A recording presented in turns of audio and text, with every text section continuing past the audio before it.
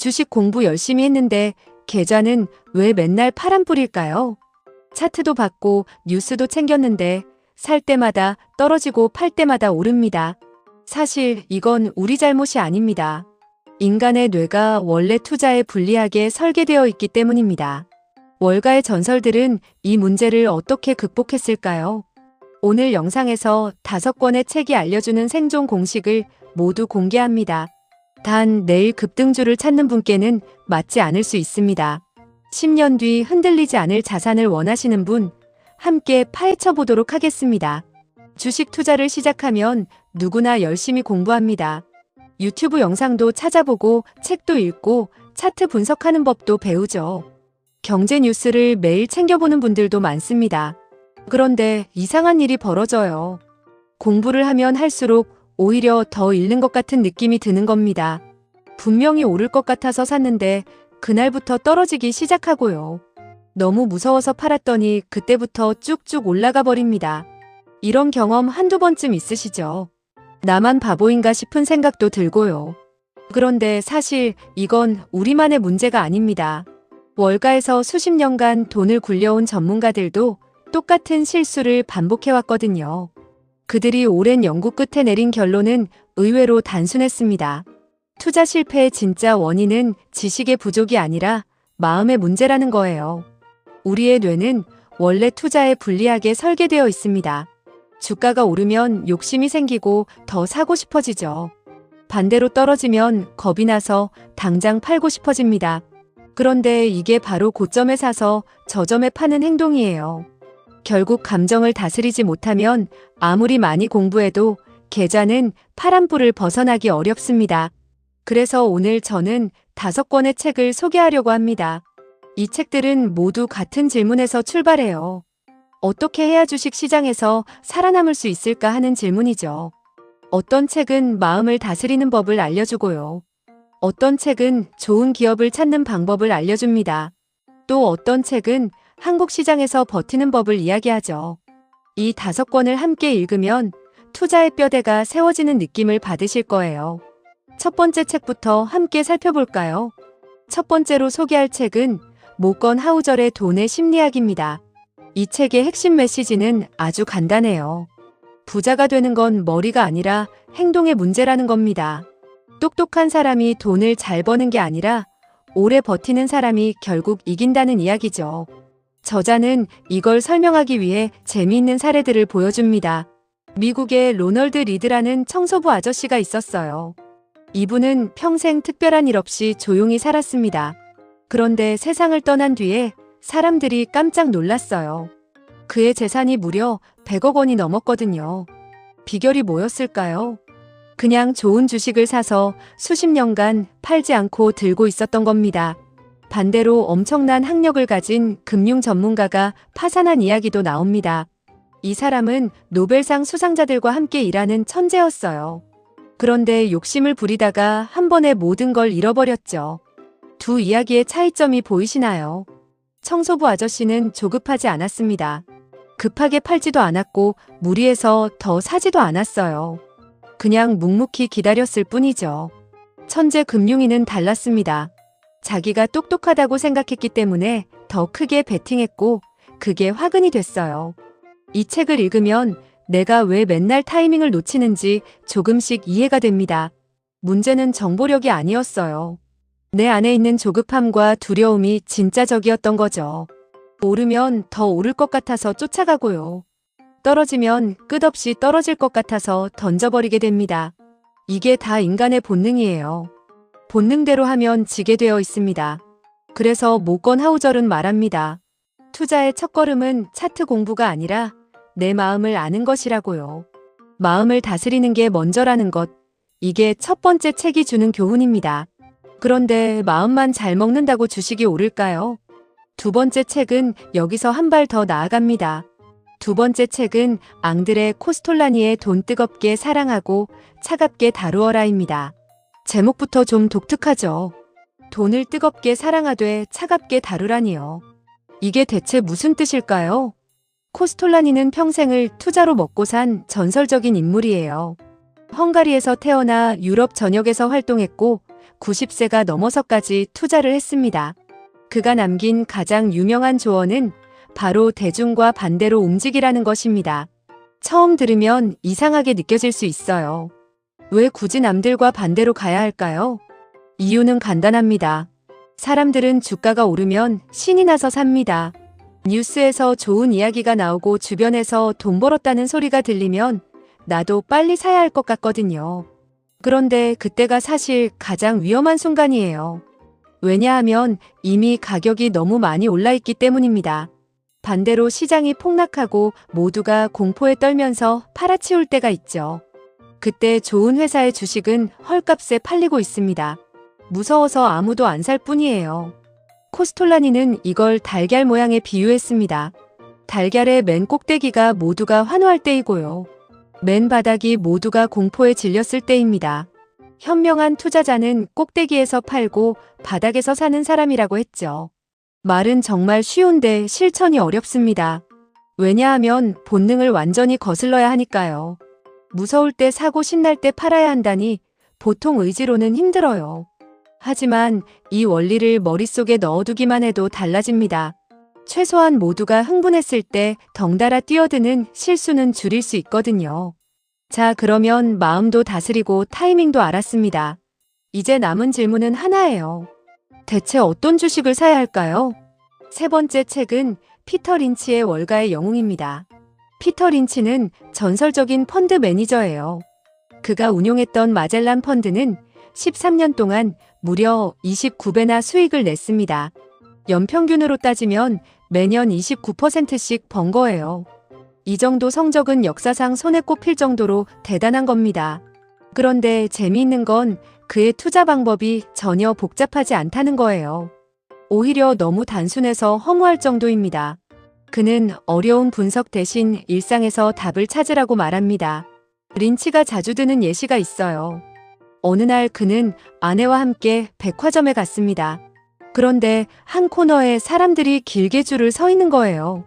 뭔가 하고 봤더니 레그스라는 스타킹 브랜드였습니다. 그는 호기심이 생겨서 그 회사를 조사했어요. 실적도 괜찮고 사람들 반응도 좋았습니다. 그래서 주식을 샀죠. 결과는 엄청난 수익이었습니다. 대단한 정보가 필요했던 게 아니에요. 그냥 눈앞에 있는 걸 봤을 뿐입니다.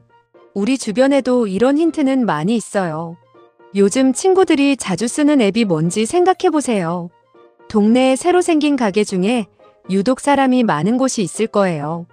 부모님이 요즘 즐겨 찾는 브랜드가 있을 수도 있고요. 이런 게 다 투자 아이디어가 될 수 있습니다. 전문가들의 복잡한 리포트보다 내 눈으로 직접 본 현장이 더 정확할 때가 많거든요. 린치는 이렇게 찾은 주식을 텐베거라고 불렀어요. 10배 오를 주식이라는 뜻입니다.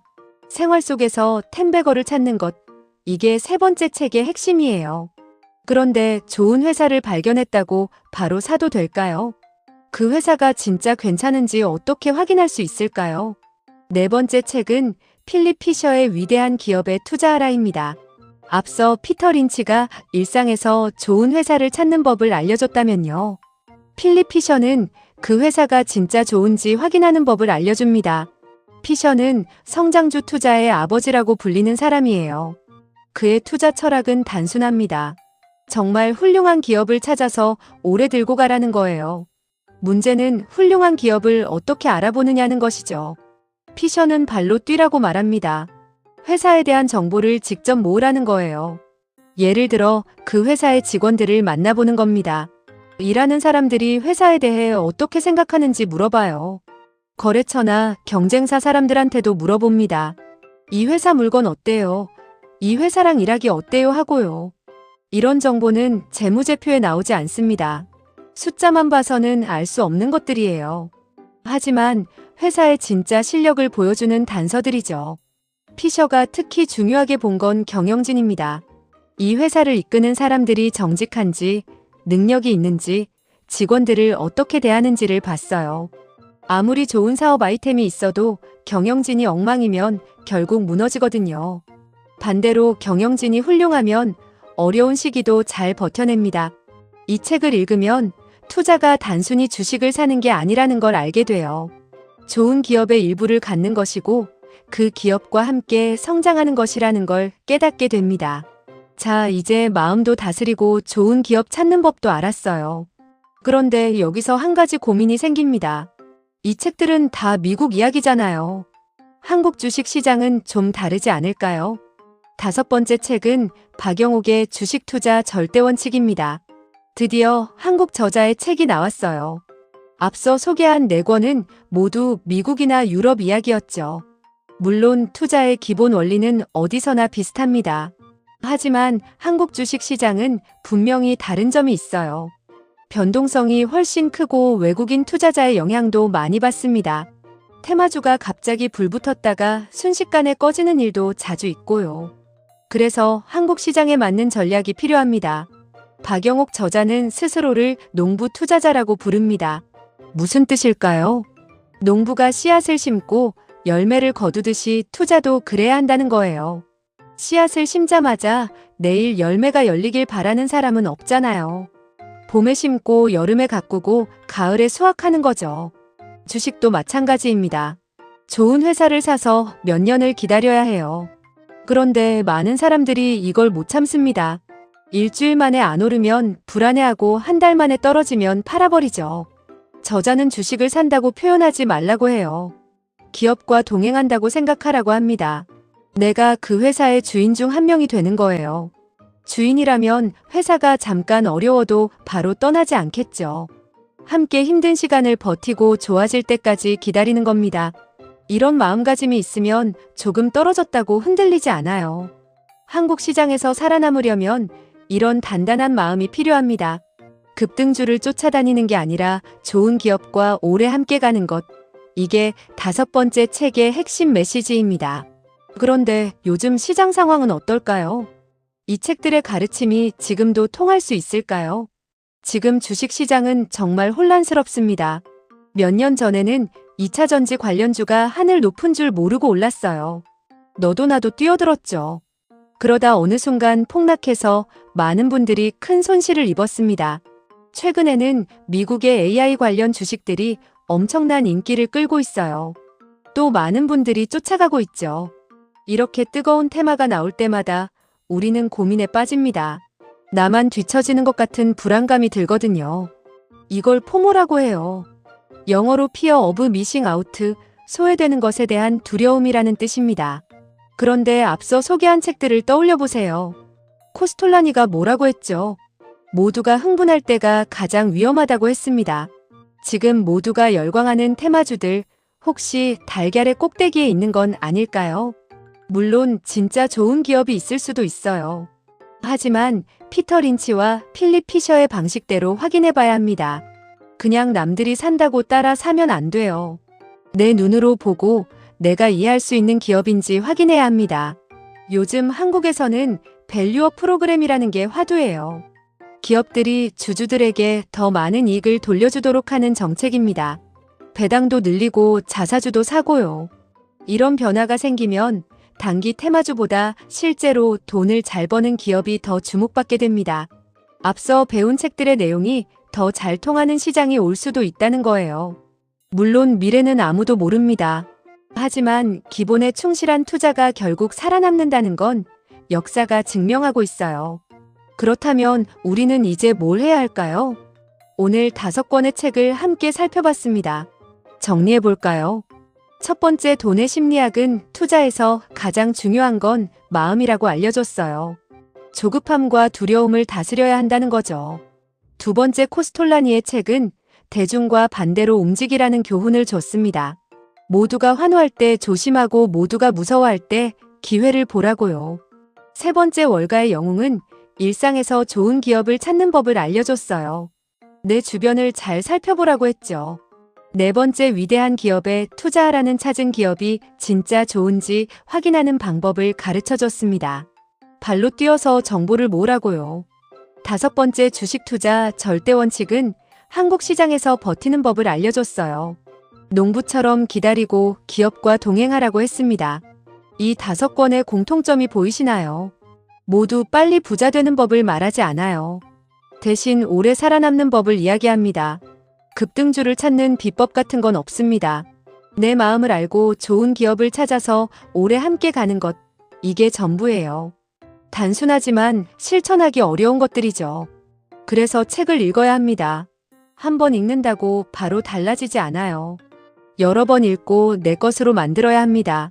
내일 당장 계좌가 초록불로 바뀌진 않을 거예요. 하지만 오늘 이 영상을 끝까지 보신 분들은 이미 한 걸음 나아가신 겁니다. 5권 다 읽을 필요 없어요. 딱 한 권만 먼저 골라보세요. 마음 다스리는 게 약하다 싶으면 돈의 심리학을요. 종목 찾는 게 어렵다 싶으면 월가의 영웅을요. 그렇게 한 권씩 천천히 읽다 보면 어느 순간 투자가 덜 무섭게 느껴질 겁니다. 주식시장은 마라톤이에요. 빨리 뛰는 사람이 이기는 게 아니라 끝까지 완주하는 사람이 이기는 겁니다. 여러분 모두 완주하실 수 있어요. 오늘도 공부하시느라 고생 많으셨습니다. 여러분의 투자 여정을 진심으로 응원합니다.